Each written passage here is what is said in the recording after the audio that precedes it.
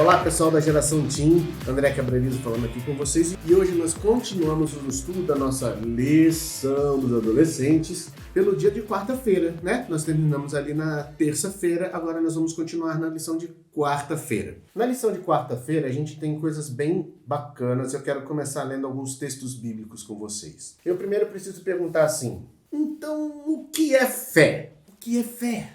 O que você acredita que seja fé? No livro de Abacuque, no capítulo 3, no verso 17 e 18, diz assim, mesmo não florescendo a figueira e não havendo as uvas nas videiras, mesmo falhando a safra de azeitonas, não havendo produção de alimento nas lavouras, e nem ovelhas no curral, e nem bois nos estábulos, ainda assim eu exultarei no Senhor e me alegrarei no Deus da minha salvação. O texto de Abacuque está falando que mesmo se tudo der errado, eu continuarei louvando e agradecendo o Deus da minha salvação. Livro de Salmos, no capítulo 20, no verso 7, diz assim, alguns confiam em carros e outros em cavalos, mas nós confiamos no nome do Senhor, o nosso Deus. Aqui ele está dizendo assim, alguns confiam nas armas, alguns confiam nas tecnologias, alguns confiam nas filosofias, nas ideologias. Aqui ele está dizendo que alguns confiam e depositam a sua fé nas coisas que eles mesmos criaram. Mas o salmista está dizendo, eu confio no Deus nosso Senhor. Muito legal, né? E o último texto que eu quero ler com vocês hoje, no que diz respeito à lição de quarta-feira, é o capítulo 11 do livro de Hebreus, no primeiro verso, que diz assim, ora, a fé é a certeza daquilo que esperamos e a prova das coisas que não vemos. Isso é fé. Acreditar naquilo que a gente entendeu, aquilo que o Senhor colocou em nosso coração através de sua palavra, mas nós não vemos, nós não conseguimos ver. Isso é muito fácil da gente exemplificar quando a gente fala da eletricidade, por exemplo. Você não consegue ver eletricidade. Mas é ela que está fazendo essa câmera funcionar, o seu celular para você poder estar vendo esse vídeo, mas você não vê eletricidade, mas você sente os seus efeitos.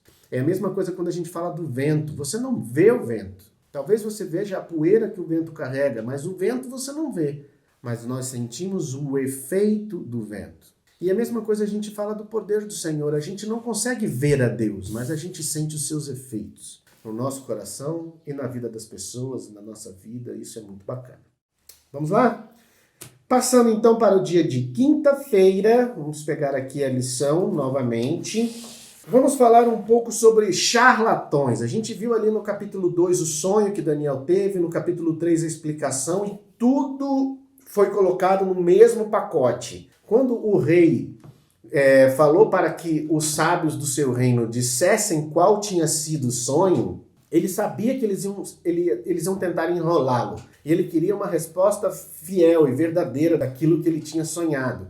Então, ele pediu que eles dissessem o sonho. E aí ele ia entender que também eles saberiam da interpretação. E esses charlatães, eles se deram muito mal porque eles estavam tentando provar o seu próprio valor. Eles precisavam provar o seu próprio valor. Mas, aqui na lição está dizendo assim, Daniel, no entanto, não estava interessado em provar o seu próprio valor ao rei. Em vez disso, ele estava interessado em provar o valor de Deus ao rei. E ele simplesmente deixou Deus fazer o que ele sabia fazer de melhor, que era cuidar de seus filhos. Muito legal, né? Então, começando agora o dia de sexta-feira, no primeiro parágrafo, nós lemos o seguinte. Daniel terminou sua explicação sobre o sonho de Nabucodonosor com as seguintes palavras. Na época deste rei, o Deus dos céus estabelecerá um reino que jamais será destruído e que nunca será dominado por nenhum outro povo. Destruirá todos esses reis e o exterminará, mas esse reino durará para sempre.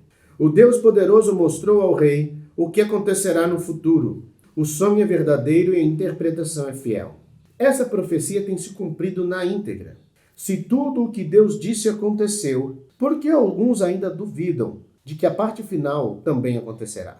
O que eu quero ressaltar disso aqui? Quando nós vemos o sonho de Nabucodonosor, que fala ali dos metais preciosos, o ouro, a prata, o cobre, o ferro e o ferro com barro, nós entendemos que muito antes desses reinos aparecerem, Deus já havia dito para Daniel quais seriam as sucessões de reinos. Isso é incrível. Agora, se todas essas partes do sonho se cumpriram à risca, se todas essas partes do sonho, da estátua, todo esse simbolismo da estátua se cumpriu à risca, por que a pedra lançada sem mãos humanas e que entra e destrói a estátua, destrói todos esses reinos e ela cresce, vira uma montanha e ali vira um reino que nunca mais será destruído, por que só essa parte não vai acontecer? Por que será? Nós precisamos colocar isso na nossa vida. Deus está preparando um momento na história para que ele volte. A volta de Jesus é real. Vai acontecer muito antes do que a gente imagina. Nós não podemos dizer quando, nem qual é o dia, nem qual é a hora. Isso para nós não é revelado. Mas Jesus deixou sinais. E esses sinais estão se cumprindo. E a lição está nos mostrando exatamente isso, ó. Existe tanto conhecimento disponível, mas quando estão verdadeiramente interessados em permanecer perto de Deus o suficiente para enxergar e compreender os sinais do fim. A palavra do Senhor está nas nossas mãos, a gente tem acesso, a internet está aí, curso grátis para qualquer um que queira aprender. O conhecimento se multiplicou, não existem mais mistérios a respeito da volta de Jesus, ou a respeito de doutrinas, ou a respeito de qualquer assunto que seja pertinente à salvação. Então por que a gente está vivendo a vida como se Jesus não fosse voltar? A lição nos está mostrando certamente que Cristo voltará e que da mesma maneira que aqueles jovens foram impactados pelo sonho que Nabucodonosor teve, da mesma maneira que Nabucodonosor reconheceu que o Deus de Daniel era o único Deus verdadeiro, o que está faltando para que a gente viva desse jeito? O que está faltando para que a gente possa reconhecer que Deus é o Deus verdadeiro? Então a lição dessa semana está falando isso de modo muito especial. Jesus ama você.